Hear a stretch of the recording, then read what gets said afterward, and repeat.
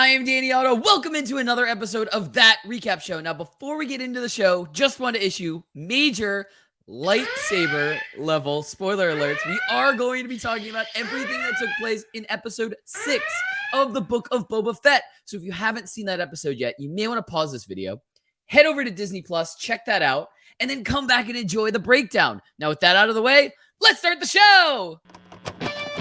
Poppin' Off presents That Recap Show.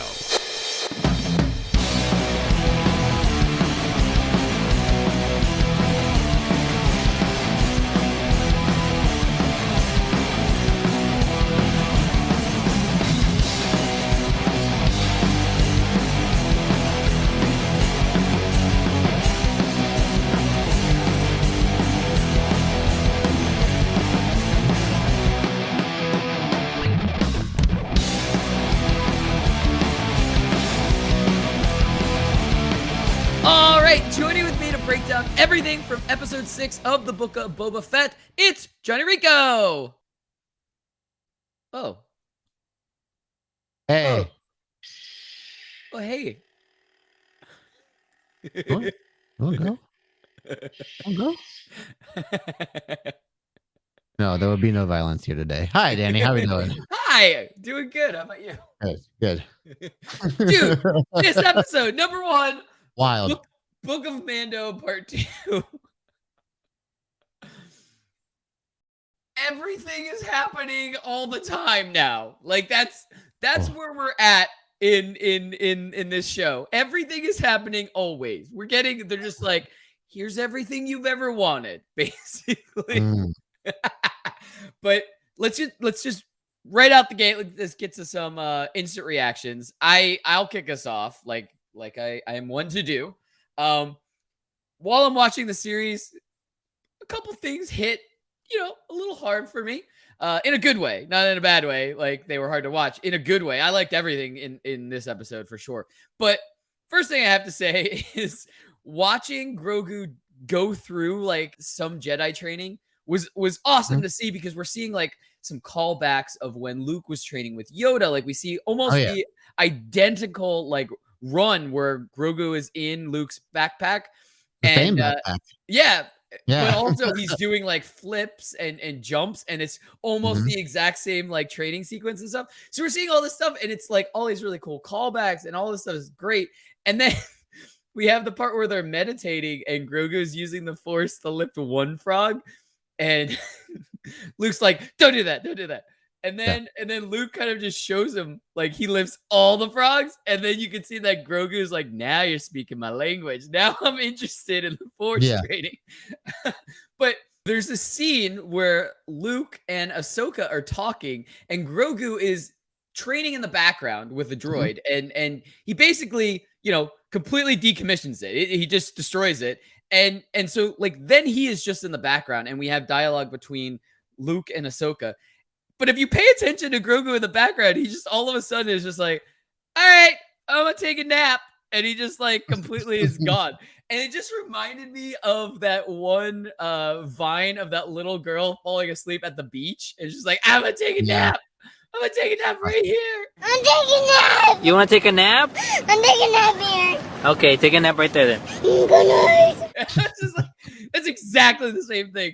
But also, just because I use comedy in emotional moments, when Mando is basically trying to see Grogu and is talking to Ahsoka and everything like that, he has this realization that, look, I'm doing this for me, basically. It's not going to help Grogu with his training or anything like that. So Ahsoka is right.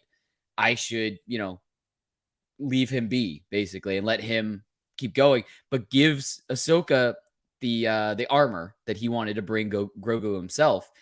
And the only thing I could think, and shout out to Pete from past episodes of Poppin' Off and stuff like that. We've been sending the emotional damage meme back and forth all the time, and that just screamed in my head when that part happened. I was just like, emotional damage. Man, this is an emotional scene for Mando right now. Basically seeing Grogu and then saying like, this is best for him. I need to turn around type of thing. And I was just like emotional damage, like full out. But Right. those were my couple instant reactions. I could go on forever with callbacks and instant reactions and everything from this episode because there's so much in it. But before I go too far, what were some of your instant reactions to this episode, Rico? Oh, dude. There's I can say so much about this episode, but like, dude, Dave Filoni, he's the king. He's the king for a reason. And this episode is a shining example why he is the king. Man, dude, like he's just so good at tying together all these threads from all these other shows. Seeing cameos that I honestly did not expect to see in this episode with Luke and Ahsoka. I was saying last week how I thought if we continued on this route that it would feel like a distraction from the main storyline. I feel like this episode really did a good job of balancing both, kind of like paying off what they teased from last week and also making it more about the main storyline of the Book of Boba Fett. But still putting a shining light on all these great supporting characters that we've met mostly through season 2 of Mandalorian, I would say, but throughout the whole Star Wars TV run since, Disney Plus Mandalorian launched.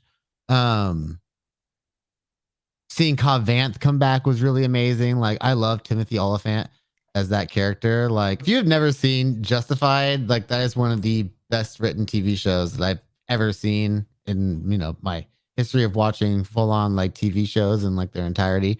But him as Raylan Givens is one of my favorite characters, and he just brings that that gunslinger energy to a lot of the characters that he does. But like that character in particular really is what reminds me of Cobb Vanth is Raylan Givens.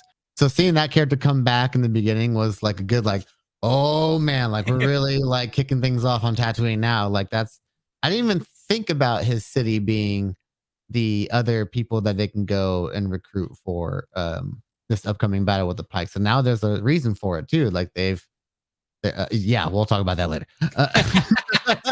But God, I just love this episode from beginning to end. I think it might be my favorite episode of the season, next to like episode 2 and episode 4. But yeah, it's just, I can't wait for the finale next week. That's for sure. Like it's really all coming to a head into this final episode, and I can't wait. I cannot either. By the way, little side note before we get to big takeaways.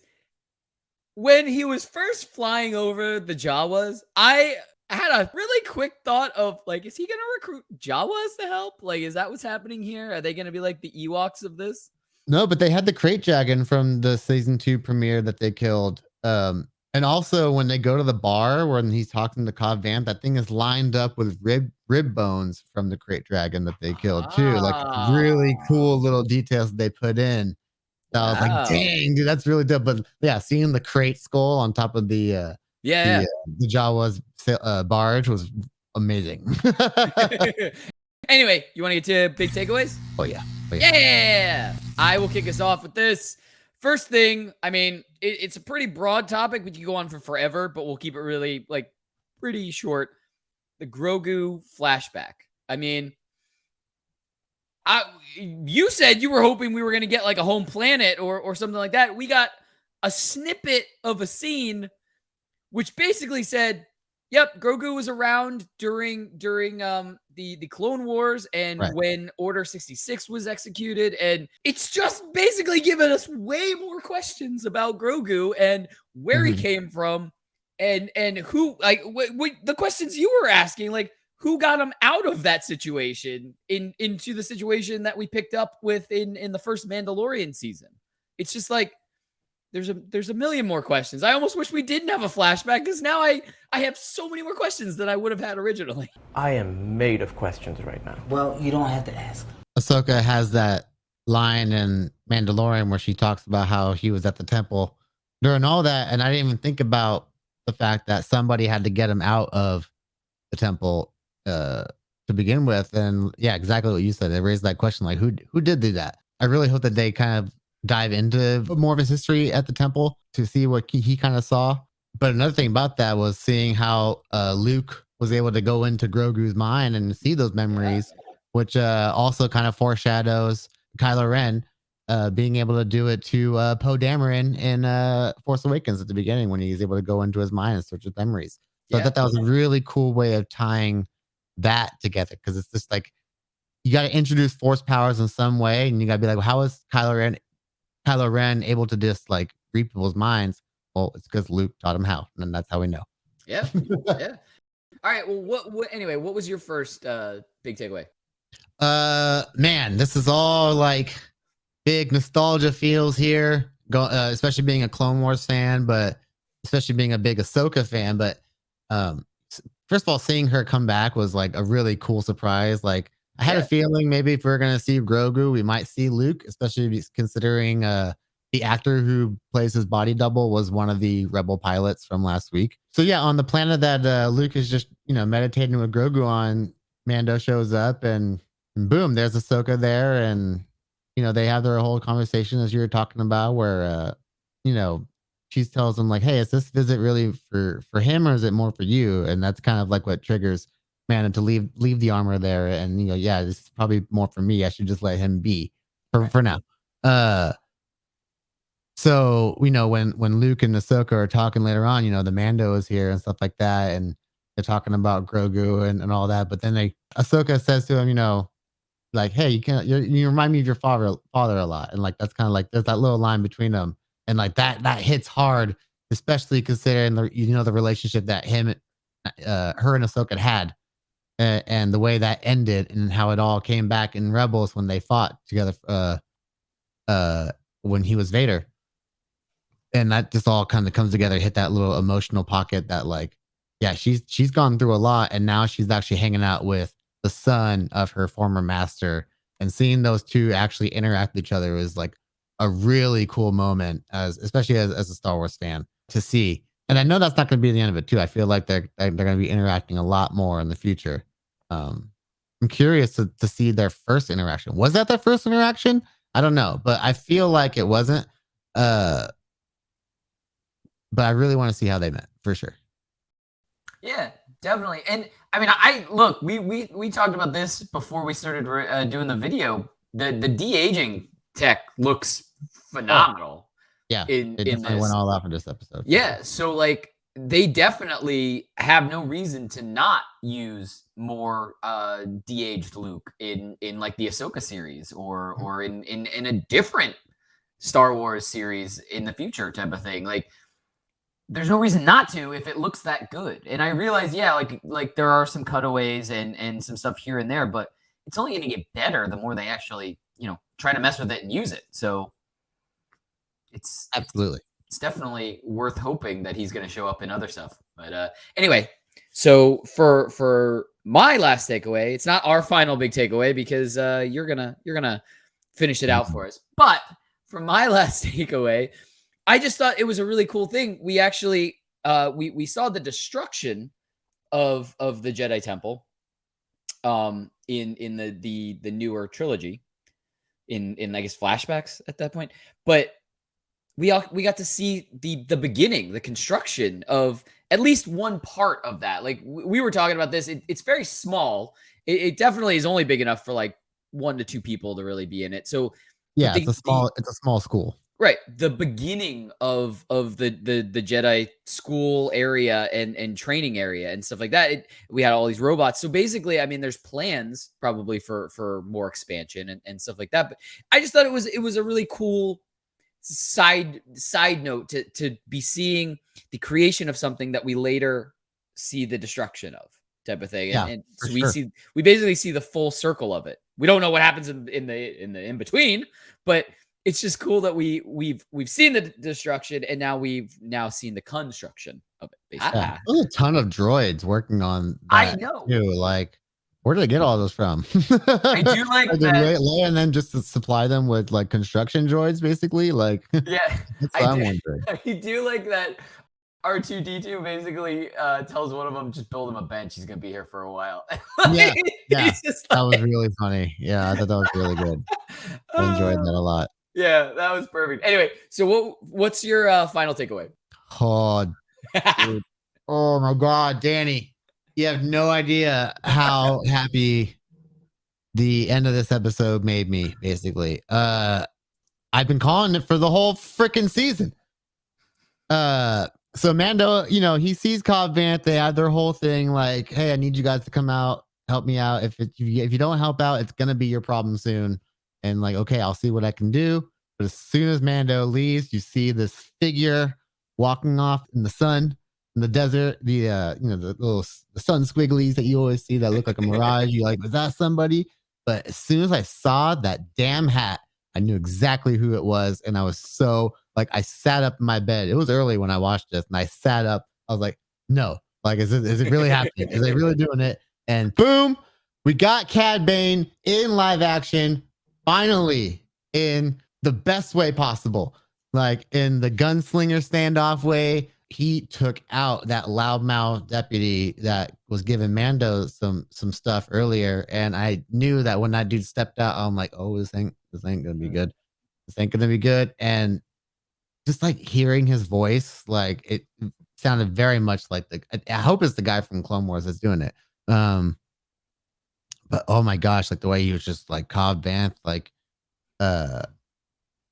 what do you say? He was talking about the armor. You should never let go of that armor and stuff like that.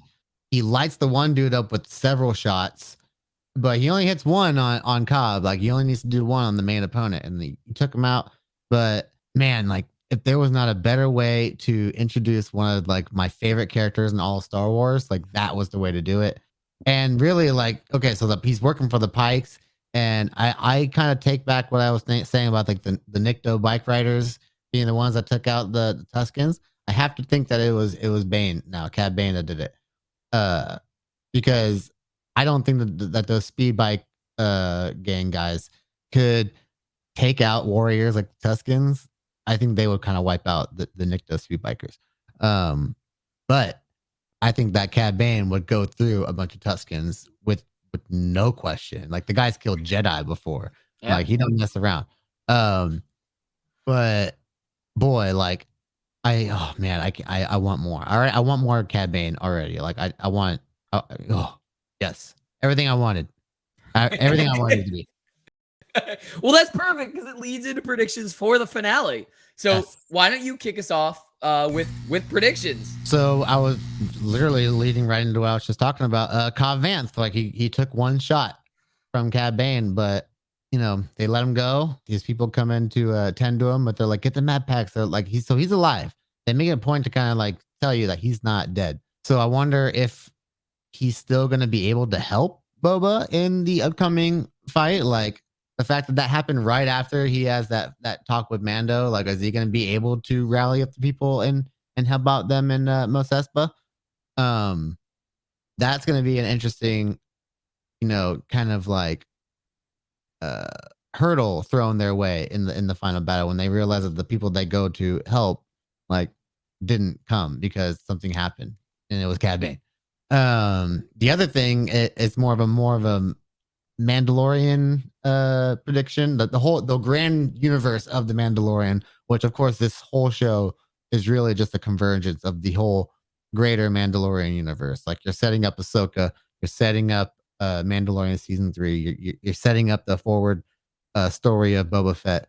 But at the end of the episode, Luke gives Grogu the ultimatum, like you clearly have the attachment, and you can choose to take this, the chainmail armor that Mando gives him, or you can take Yoda's lightsaber and go the way of the Jedi and forego any attachment. And I think they foreshadow pretty clearly what the decision is going to be. I don't think they're going to make that chainmail and not have it put on that adorable little Grogu body.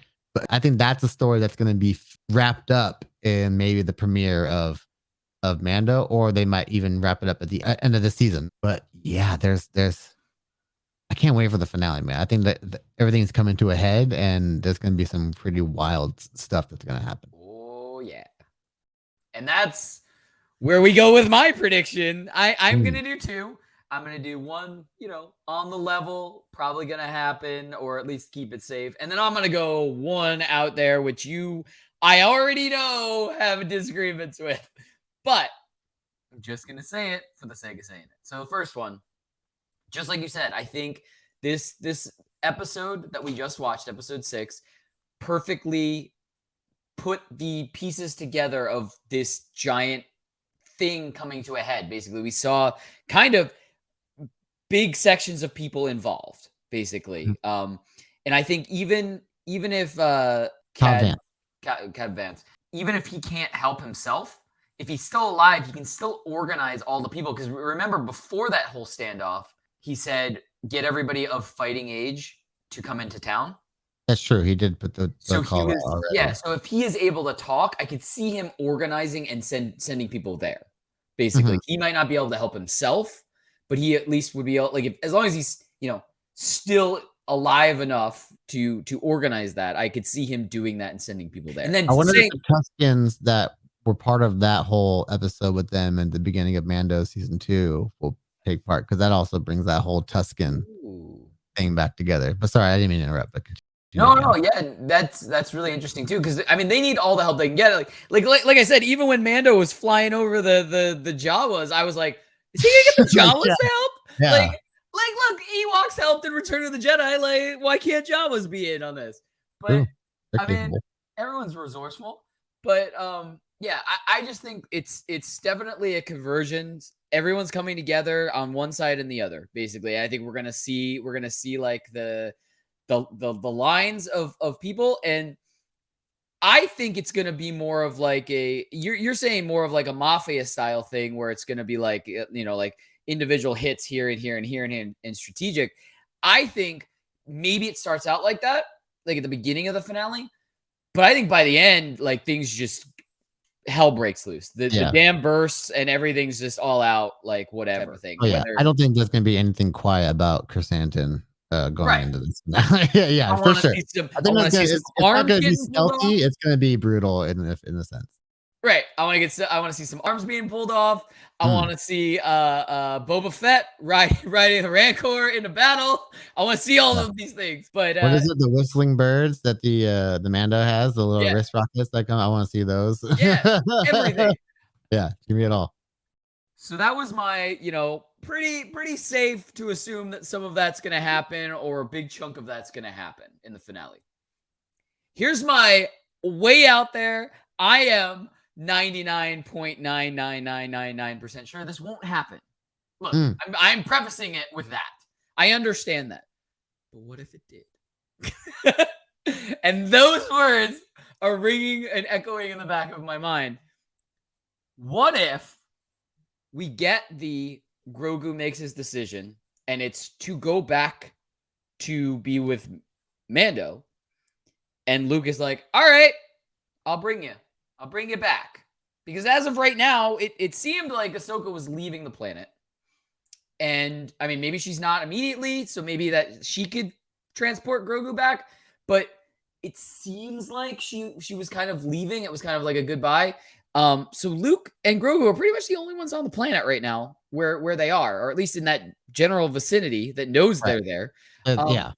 So what if Luke has to bring Grogu back and then gets pulled into battle and is now a teammate on Boba Fett's side, on Krrsantan's side, on Mando's side, like on Fennec's side? Like, how intense would a battle be? Now you have Grogu and Luke Skywalker on this side. Right. Like, I was just like I said, 99.999% sure that wouldn't happen. But what if it did? Like, what if it did? Star Wars what if for you right there. I know.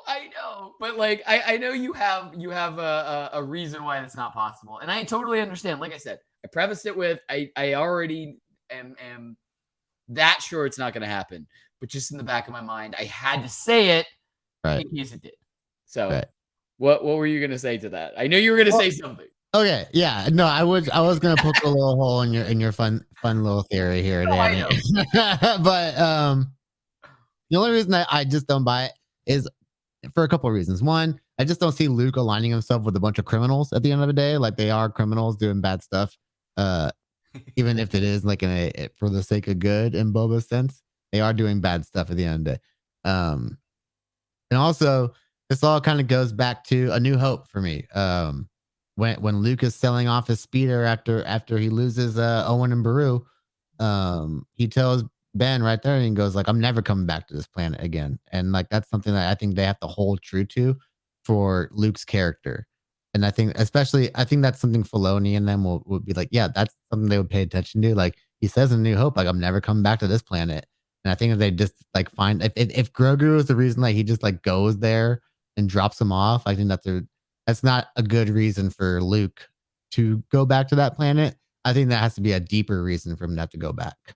If he does go back, but I don't think he should go back. No, I get it. And like I said, I understand. I'm on the side of I just have to get that out. It's probably not going to happen. It would be way more realistic that it doesn't happen. But in the back of my mind, I just had to say it because I was like, what if it did? If it did. Anyway, that's what we think. Let us know in the comments below. What did you think of this episode? And what do you think is going to happen in the season finale? Anything is possible. Literally anything is possible at this point. But anyway, as always, don't forget, like, subscribe, and turn on notifications to hear about all of our video releases. Bye, everybody!